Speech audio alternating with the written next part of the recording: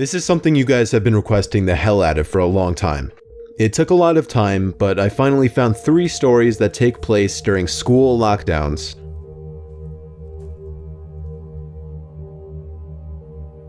It was a typical boring day in calculus, only it was Friday, 7th period, meaning the week was almost over and spring break would finally be upon us, so everybody was getting antsy in their seats, I could tell. We didn't have a test that day like a lot of my friends did with their other teachers, so our teacher in the middle of class just decided to start playing games with us on Sporkle.com. He was a very laid-back teacher like that. As we were doing some brand logo quiz on Sporkle, I remember the exact moment it happened. Right after my friend answered a question, I remember the exact answer too, Adidas. The dean's voice came through the loudspeaker. He sounded panicked and frantic as he told all the teachers this was not a drill and to go into lockdown.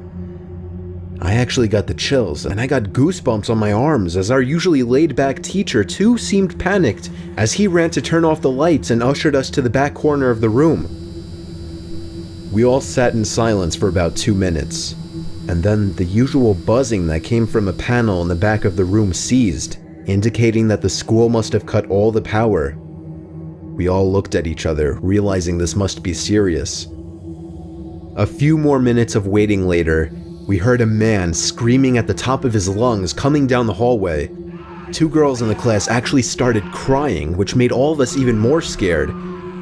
As the screaming got closer to the classroom, the lunatic-sounding man started banging on the lockers while screaming, "I'll kill all of you." It was at that moment that I started to fear for my life. My teacher shushed us as we all looked at each other to see our peers' reactions. The banging then moved from the lockers to our classroom door, and that's when one of the crying girls screamed no. The banging on the door only grew worse as the man started screaming, "Open up." 2 of the girls in the class were crying out loud now. It felt like an eternity that man was pounding at the door, but eventually he finally continued down the hallway, screaming like a mentally insane person until we could not hear him anymore. I'd say 10 minutes later, though it felt like half an hour given the situation, the dean came back on the loudspeaker explaining the situation, which was surprising for him to do. He explained that some apparently mentally unstable person entered the building and assaulted the woman sitting at the front desk, causing her to flee the building screaming, and staff wasn't sure if the man was armed or not. Now this was before the school had cameras or could afford proper security, so the school was wide open to something like this happening. The staff had done a sweep of all the hallways and classrooms and couldn't find him, so the dean instructed the teachers to resume teaching but to keep all the doors locked and to not let any students leave for any reasons.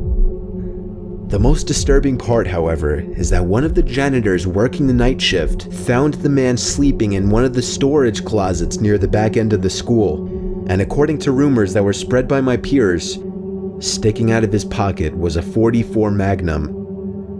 The janitor must have done something stupid to wake him up, for example, leaving the closet door open, because by the time a police officer could arrive on the scene, the man was gone. My entire class, as far as I know, to this day, has no idea if this man was ever found, but I like to think that right now, he's being given the proper help that he needs.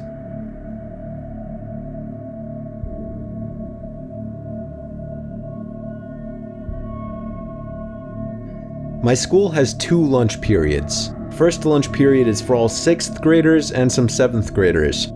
The second lunch period is for the other half of the 7th graders and all 8th graders.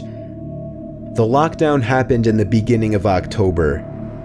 The day the lockdown occurred, it was overcast and rainy. During the first lunch period, I heard 4 loud booms. I personally thought it was thunder, but the entire lunch crowd started screaming.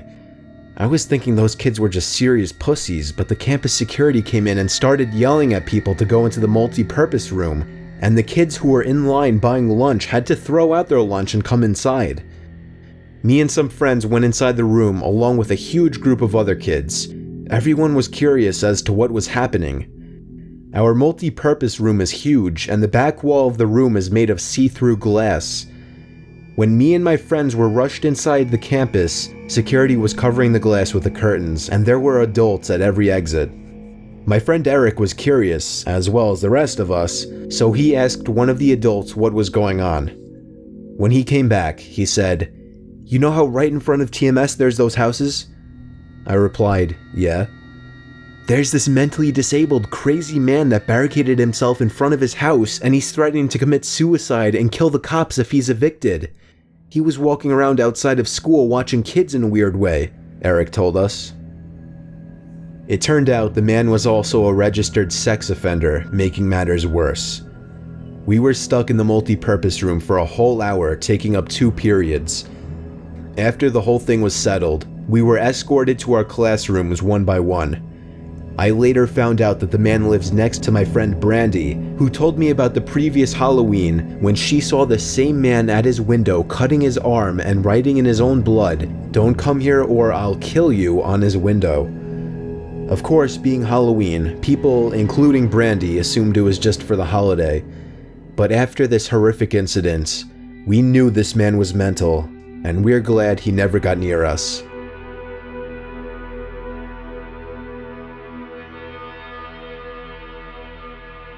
I'm 22 years old, fresh out of college, and I recently got a job at my old high school as a sort of computer intern in the school basement. The basement of the school is very messy and disorganized, but there is a small 3-person office that's actually very nice down there. It has 3 nice big desks, 2 mini fridges, a flat screen TV mounted on the wall, and oh so satisfying air conditioning, a luxury the students and teachers cannot enjoy in the school. And of course all the school servers and other computery stuff. I got the job because 3 of my old computer teachers flat out adored me. I could actually consider them as real friends, not just teacher figures, so they all helped tremendously in landing me this job. It's been great, until something that happened a few weeks ago. My 2 co-workers that shared the office with me, Dave and Gary, weren't in the office at the time.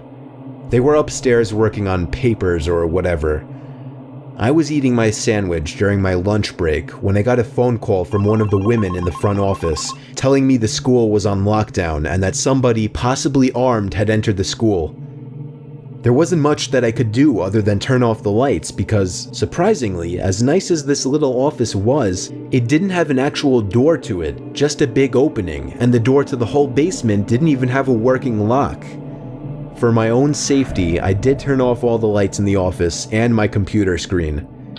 I kept my phone on the desk, texting both Gary and Dave, but they wouldn't respond.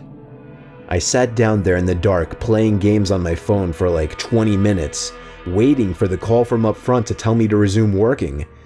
I had no idea what was happening. I couldn't hear what was going on upstairs from down here, but I was not allowed to make any calls until I was informed that the lockdown was over.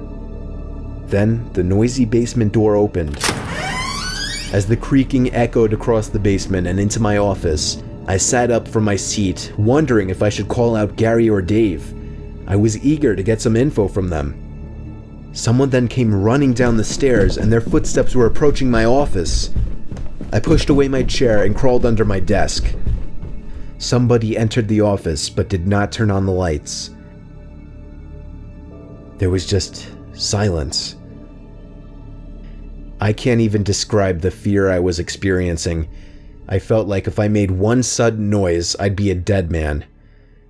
Suddenly, my phone dinged as I got a text message. I felt my entire world shrivel up and die at that one moment as I clenched my teeth in fear. Footsteps suddenly moved closer to me until I finally dove out from under the desk in capitulation, begging whoever it was not to kill me. And just then, someone grabbed my arm and pulled me up. It was some guy in a red plaid button-up, jeans, and a reddish-black cap.